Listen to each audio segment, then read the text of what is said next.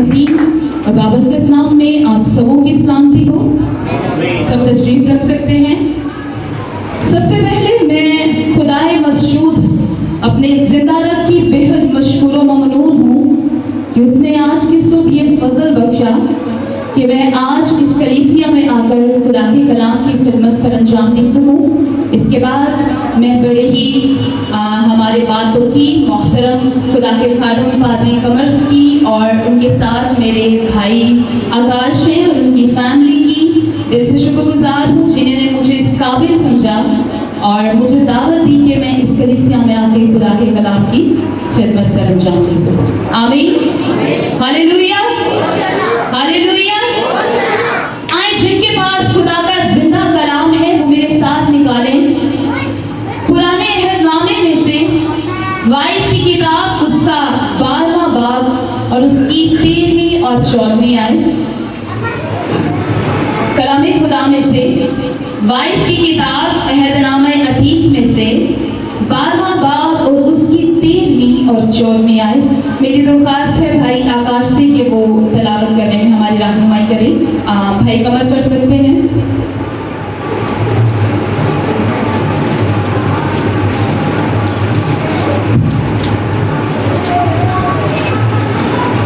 सो अब ऐ मेरे बेटे इनसे नसीहत पजीर हो। बहुत किताबें बनाने की इंतहा नहीं है और बहुत पढ़ना जिस्म को थकाता है। अब सब कुछ सुनाया गया। हासिल कलाम ये है खुदा से डर और उसके हुक्मों को मान कि इंसान का फर्ज कुल्ली यही है। आमीन, आमीन। क्या लिखा है? अब सब कुछ सुनाया गया। हासिल कलाम ये है कि फक्त खुदा से डर और उसके हुक्मों को मान।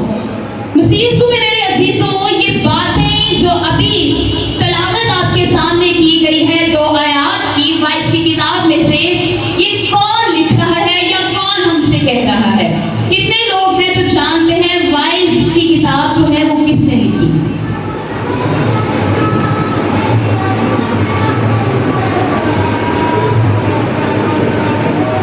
वाइस की किताब को अगर हम पढ़ें तो वाइस शाहिद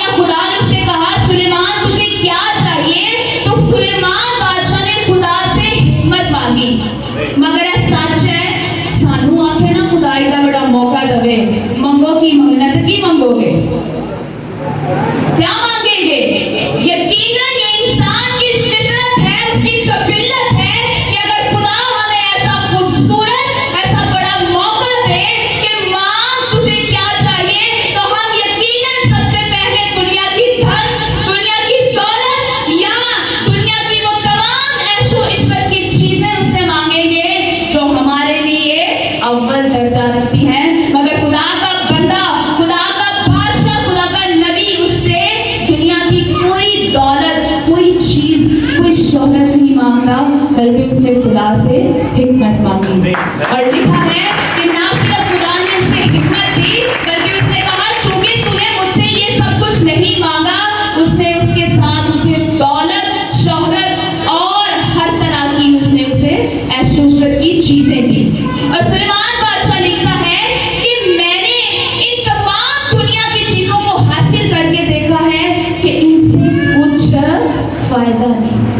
अगर आप वाइज की किताब के 12 बाब हैं, मैं आपसे दरख्वास्त करूंगी और यही नसीहत करूंगी जिस तरह वाइज नसीहत करता है कि जब भी आपको फुर्सत मिले जरूर वाइज की किताब को पढ़ें, क्योंकि वो इस किताब में इंसान की जिंदगी के मकसद के बारे में बयान करता है कि इंसान की जिंदगी अगर हम देखें तो बहुत ही मुख्तसर, आरजी और खत्म हो जाने वाली चीज है जिस पर हम बड़ा घमंड करते हैं, जिसे गुजारने के लिए हम खुदा को भूल जाते हैं। उसके बारे में वो कहता है, ऐ बनी हुई इंसान याद रख, इंसान की जिंदगी का कुछ हासिल नहीं। और जब हम इसको पढ़ते हैं तो वो बड़े ही खूबसूरत अल्फाज में कहता है कि इंसान की जिंदगी बातिल ही बातिल है। मेरे साथ बोले, इंसान की जिंदगी क्या है?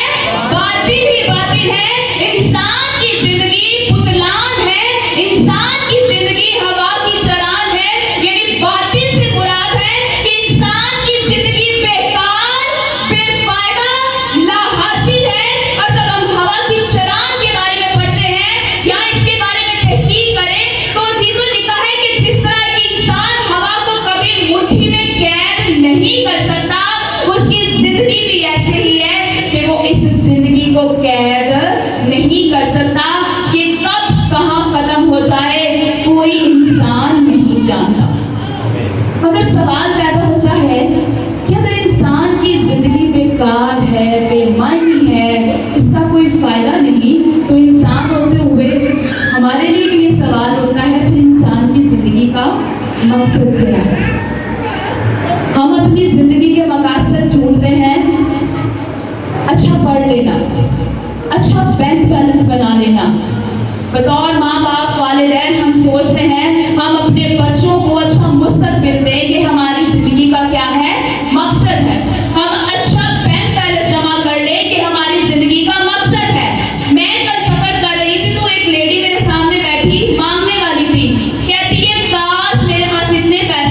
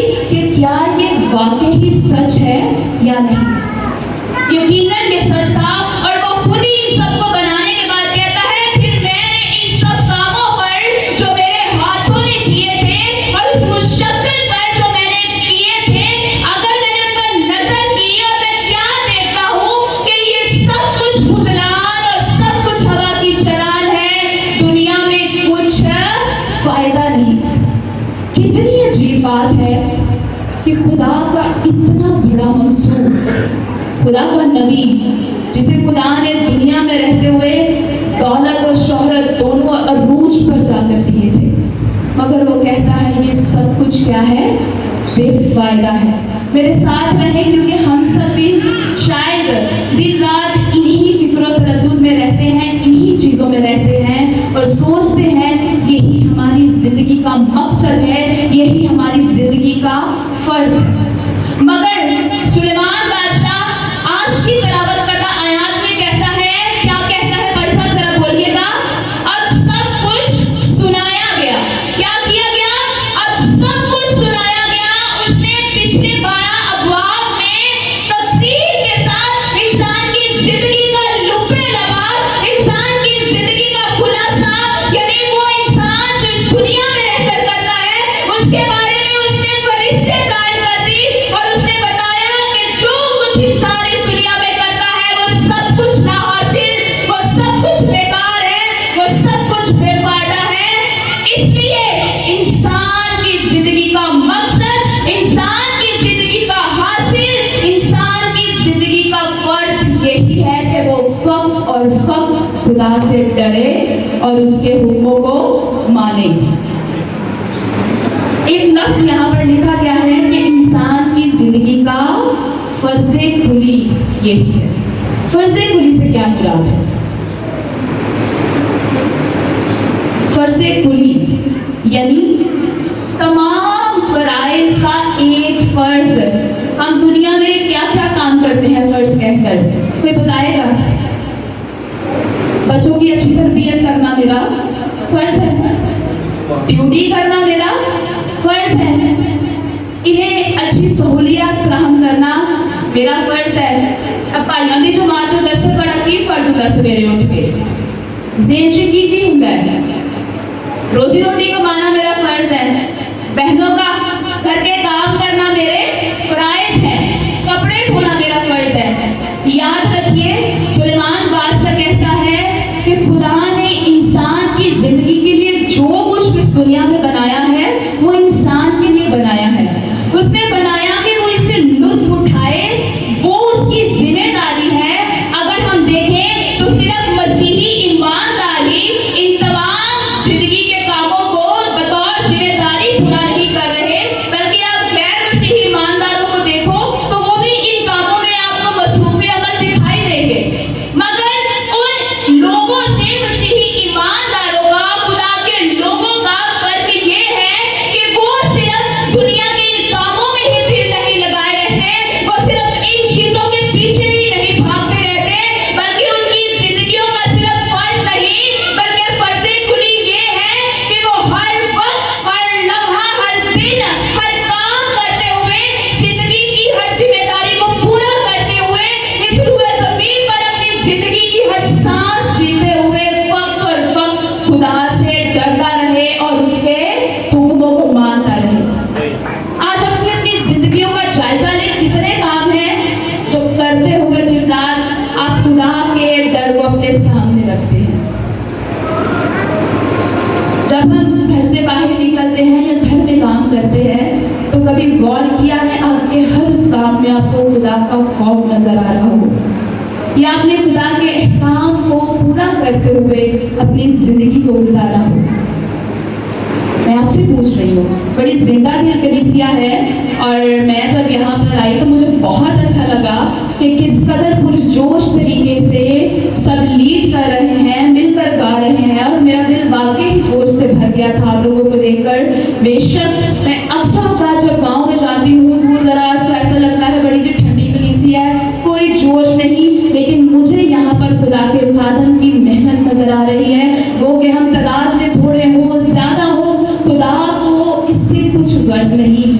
अब आप मेरे साथ रहिएगा, क्या करते हैं, क्या सच बयान कीजिएगा। आप जब अपनी जिंदगी के रोजमर्रा के काम करते हैं, खुदा के खौफ को, उसके हुक्मों को सामने रखते हुए करते हैं या भूल जाते हैं या फरामोश कर देते हैं? फरामोश कर देते हैं, भूल जाते हैं। ये भाई बहुत अच्छे वो कहते हैं मैं नहीं भूलता, वेरी गुड, होना चाहिए हर वक्त। लेकिन मैं कहती हूँ अगर मैं खुदा की खादमा हूँ, ये दावा नहीं कर सकती कि मैं पूरे तौर से खुदा से डरती हूँ या उसके हुक्मों को मानती हूँ, क्योंकि कलामे खुदा में लिखा है कि कोई नेकोकार नहीं, एक भी नहीं। तो भी सुलेमान बादशाह हमसे ये तकाजा करता है, हमें ये नसीहत करता है, हमें ये कहता है, वो शख्स जो पुरफिद था, वो शख्स जिसे खुदा ने अलग बच्चे की हिम्मत दे रखी थी, वो इन सारी चीजों पर गौर फिक्र करते हुए, इन पर गौर करते हुए कहता है कि मुझे आज तक इनसे कुछ हासिल नहीं हुआ, मेरी नजर में ये सब कुछ बेकार है। मेरी नजर में इंसान की जिंदगी का एक ही फर्ज है कि वो हर वक्त खुदा से डरता रहे, उसके खौफ में रहते हुए अपनी जिंदगी गुजारता रहे। अजीजों, जब हम डर की बात करते हैं तो आपके जहन में क्या ख्याल आते हैं? मैंने पहले भी रिक्वेस्ट की कि मेरे साथ रहिएगा। जब हम ये कहते हैं कि खुदा से डरना चाहिए तो डर से क्या मुराद है? आप बता सकते हैं? उसके कवानीन को सामने रखना। और कोई बता सकता है? ठीक है। और डरने से क्या मुराद है? जब आपको वालिदैन से डरने की बात की जाती है तो शायद अक्सर औकात हम ये समझते हैं कि जिस तरह कलामे खुदा में लिखा है कि शयातीन खुदा से क्या करते हैं? थरथराते हैं, कांपते हैं, डरते हैं। या एक इंसान किसी जालिम और जाबिर शख्सियत को, बातौकीर शख्सियत को, या दुनिया में बड़े रोब रखने वाली शख्सियत को, या असर और रसूख रखने वाली शख्सियत को देखकर हम डरते हैं, हम कांपते हैं, हम खौफ रखते हैं। अजीजों, ये खौफ उस तरह का खौफ नहीं है कि हमें खुदा को देखकर डरना है या कांपना है, बल्कि सुलेमान बादशाह कहता है कि हमें खुदा की जात की तमाम सिफात की बिना पर, यानी वो जो इंसान से मोहब्बत रखता है, वो उसकी सिफ़त है। वो खुदा जिसने इंसान को पैदा किया, जिसने कायनात की हर चीज को खल्क किया है, जिसने अपने इकलौते बेटे को हमारे लिए दे दिया है, अगर आप उसकी जात की सिफात को गिनना शुरू करें तो शायद वो अनगिनत है। हमारे दिन गिनते गिनते खत्म हो जाएंगे, मगर उसकी जात की सिफात कभी भी खत्म नहीं हो सकती।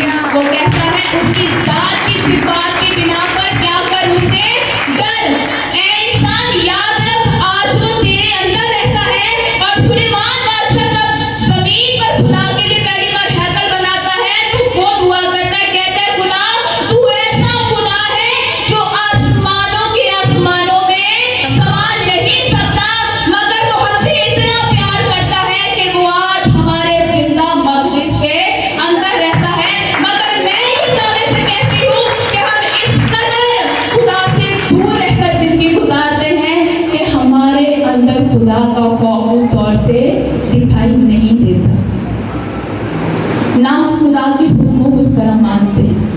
अजीजों, आज की सुबह सुलेमान बादशाह आपको एक बार फिर से यह कहानी कराता है कि हमारी जिंदगी का मकसद फक्त यही नहीं कि हम दुनिया के कामों में दिन रात लगे रहें। ये हमारी जिम्मेदारियां हैं जैसे दुनिया के दूसरे लोगों की जिम्मेदारियां हैं। खुदा चाहता है कि हम उसके हुक्मों को मानें, और उसके अहकाम कहाँ है? खुदा का ये कलाम, इसका एक एक लफ्ज़ जब आप इसे पढ़ें तो आपको उसके हुक्मों से दूर दिखाई देगा। और नए अहकाम में लिखा है कि उसके हुक्म सख्त नहीं है, वो हमें जिंदगी बख्शते हैं, वो हमें हयात अबदी के लिए तैयार करते हैं। और इससे बढ़कर भी एक सवाल पैदा होता है कि आखिर फिर इंसान को खुदा से हर वक्त डरते क्यों रहना चाहिए? क्यों उसके हुक्मों को मानना चाहिए? क्यों सुलेमान बादशाह ये सब कुछ करने के बाद आखिरी आयत में वाइस की किताब को कलम बंद करते हुए इंसान की जिंदगी के मकसद को इन दो आयत में समो देता है या इन्हें इसमें समझ कर देता है? अगर हम देखें तो वो कहता है कि खुदा से डरना और उसके हुक्मों को मानना इंसान का फर्ज़े कुली क्यों है? क्योंकि गौर से देखिएगा, क्योंकि खुदा हर एक फेल को और हर एक पोशीदा चीज के साथ, खा भली हो खा बुरी हो, अदालत में लाएगा। किस में लाएगा? अदालत में। अभी हम भाई ने कह दिया मैं हर वक्त खुदा से डरता हूँ, मैं उसके हुक्मों को मानता हूँ, मैं इंसान हूँ, मैं इस बात को मान लूंगी। अगर वो ये दावा करते हैं, वो इतने दावेदार हैं, या कोई और इंसान, मसीही लोग, मसीही ईमान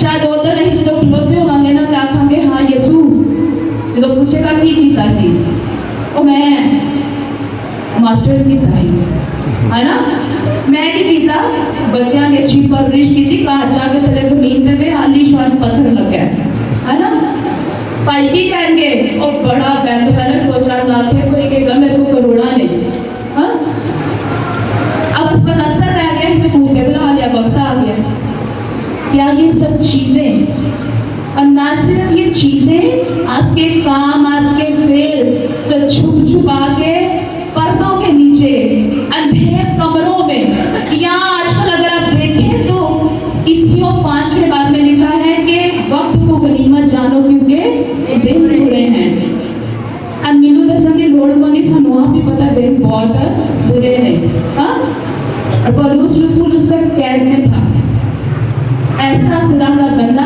जो कैद में भी रहते हुए वक्त को गनीमत जान रहा है और इफ्सिस की कलीसिया को खत लिख रहा है और जब हम इस पे बात तो नहीं करें लेकिन जब कभी आपको मौका मिले आप पढ़ें वो भी मसीह पर ईमान ले आए थे लेकिन कहीं ना कहीं फिर इफ्सिस में जितने इर्द गिर्द के लोग थे उनमें जो बुत परस्ती थी जो बुरे काम थे उनमें रहते हुए जिंदगी गुजार रहे थे पौलुस रसूल उनको याद कराता है वक्त को गनीमत जानो क्योंकि दिन बुरे हैं और हम जानते हैं दिन इसलिए बुरे हैं क्योंकि हमारे काम बुरे हैं और इन्हीं कामों के बारे में इन्हीं चीजों के बारे में सुलेमान बादशाह आज की सुबह को कहता है मत भूल मत अपने दिल में इस सच्चाई को या इस बात को लेकर आ कि तुझे कोई नहीं देखता तू बंद कमरों में जा मर्जी जाकर अच्छे काम कर बुरे काम कर अपने लिए जो कुछ कमाएगा मैं हर चीज पर निगाह रखने वाला खुदा हूँ यहाँ तक कि वो अली बिल्कुल है वो इंसान की हर चीज से आपके दिलों कुर्तों से भी वो वाकिफ है वो जानता है तूने इस दुनिया में रहते हुए क्या किया है क्या नहीं किया और एक दिन एक वक्त आएगा कि खुदा इन सब कामों के लिए आपको तलब करेगा और आपसे जवाबदेह होगा इसलिए बस ये सुने मेरे अजीजों आज की सुबह खुदा का बंदा अपने कलाम के जरिए 22 की किताब को लिखते हुए हमसे नसीहत करता है हमें ताकीद करता है कि हमारी जिंदगियों का मकसद दूसरी दुनिया के इंसानों की तरह नहीं कि हम सिर्फ इन्हीं चीजों के पीछे भागते रहें हाँ वो कहता है कि इनसे लुत्फ उठा मगर खुदा के खौफ में रहते हुए अपनी जिंदगी की जिम्मेदारियां पूरी कर मगर खुदा के हुक्मों को मानते हुए और ये सब कुछ तो इसलिए भी कर क्योंकि तुझे इन सब चीजों के लिए एक दिन खुदा के हजूर तलब किया जाएगा उस वक्त आपको वो शायद बात याद आएगी वो एक कहावत है अब पछताए क्या हुआ जब चिड़ियां चुग गई खेत या हम एक ये भी बात करते हैं कोई साढ़े ना भैड़ा कर जद जाने कोई गल नहीं वक्त की गल है आज तेरा वक्त है कल मेरा वक्त याद रखना उस वक्त खुदा से ये ना कह रहा हो पुत्र तीर और तेरा वक्त सी है मेरा वक्त है मैंने तुझे बहुत वक्त दिया था रुए जमीन पर रहते हुए मगर तूने तो एक बार भी पलट कर मेरी तरफ निगाह नहीं की तूने एक बार दिल में नहीं सोचा कि हाँ कोई खुदा है जिसने मुझसे मोहब्बत रखी जिसने मुझे अपनी शबीह पर खल्क किया जिसने अपने बेटे को मेरी खातिर दे दिया और उसके बाद भी वो अपने खुदाम के जरिए अपने लोगों के जरिए हमें ये याद दिलाता रहता था कि हम उसे भूल ना जाए हम उसे फरामोश ना करें बल्कि आज ही लौटकर अपनी जिंदगियों के मकसद को पहचाने कि हमें उसके मुताबिक जिंदगी गुजारनी है और मसीह को कबूल कर लेने का मतलब सिर्फ ये नहीं कि हमने उसे कबूल कर लिया और नजात हमारी है बेशक हमारे अच्छे कामों से हमें नजात नहीं मिलती हमारी रास्तबाजी के काम हमें बचा नहीं सकते लेकिन जब हम यीशु मसीह को कबूल कर लेते हैं तो इस पूरी दुनिया में हम काहिनों की तरह क्या लिखा है हम शाही काहिनों का फिरका है और जब हम शाही काहिनों की तरह इस दुनिया में रहते हैं तो इर्द गिर्द की अकवाम हमारे कामों से हमारे जिंदगी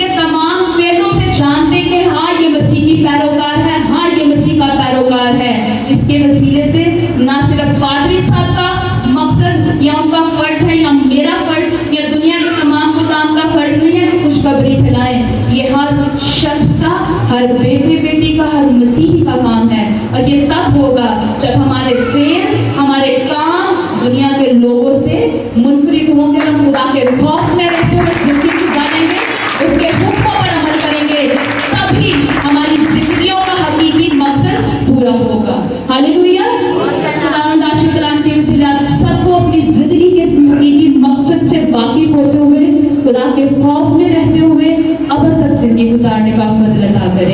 आमीन।